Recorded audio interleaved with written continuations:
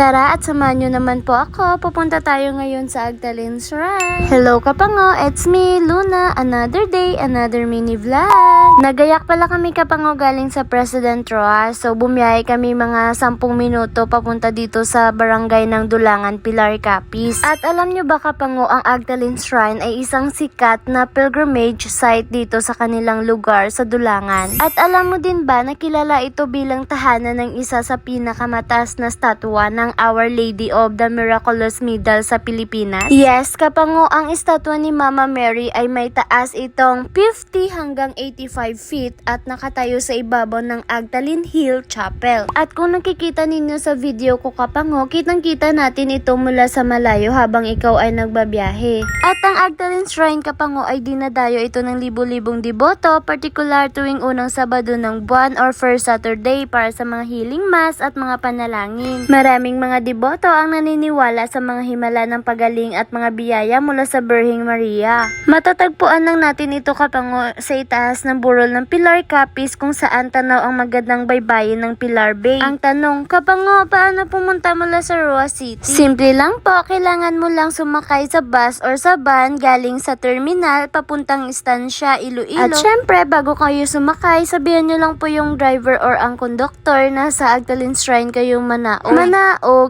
bababa. So, pagdating ninyo dito Kapango sa Agdalene Shrine, hindi pa kayo makakaakyat kasi kailangan pa mag-login ng inyong pangalan. Bali, isa lang naman po yung mag-login if ever group kayo, isa lang po, tapos ilagay lang kung ilan kayo sa grupo at kung taga saan kayo. Dalawa pala yung option dito Kapango pag-akyat sa itaas. Bali, pwede kayong dumaan dun sa left side sa hagdan, tapos dito naman sa right side is parang daanan ng motor, sasakyan, pero dahil nakamotor kami, dito kami dadaan. At kung aakyat ka naman gamit ang hagdan Kapango, alam mo bang meron itong 185 na hakbang papunta sa mismong estatwa? O diba ngayon alam mo na? Habang paakyat kami Kapango, napakaganda at napakakalma talaga ng kalikasan. Sabi nga nila, life doesn't always have to be fancy, it just got to be peaceful. Yes naman talaga Kapango, diba? Always go where the peace is for you. Kaya ikaw, pumunta ka dito sa Agdalene Shrine para mahanap mo yung peace of mind. Sana someday makuha mo yung peace of mind na gusto mo, no? Yung peace of mind na gusto mo lang naman mabuhay ng maayos at tahimik, walang drama, walang issue. Ganito na talaga siguro kapag tumatanda tayo, no? We're craving for peaceful life, relax and stable. Kaya minsan, kailangan nating mawala ng pakialam just to protect our peace. Hindi naman pwedeng intindi lang tayo ng intindi tapos tayo hindi iniintindi, diba? Uy, may pinagugutan. Kahit siguro naman ikaw, diba, pipiliin mo yung peace of mind. Kaya ako Kapango, kahit konti lang ang mga tao sa paligid ko, okay lang. Less people you deal with, less issues, less negative energy. Maikli lang ang buhay natin Kapango, kaya piliin laging masaya. Huwag mong ubusin ang oras mo sa bagay na hindi nakakabuti sa'yo.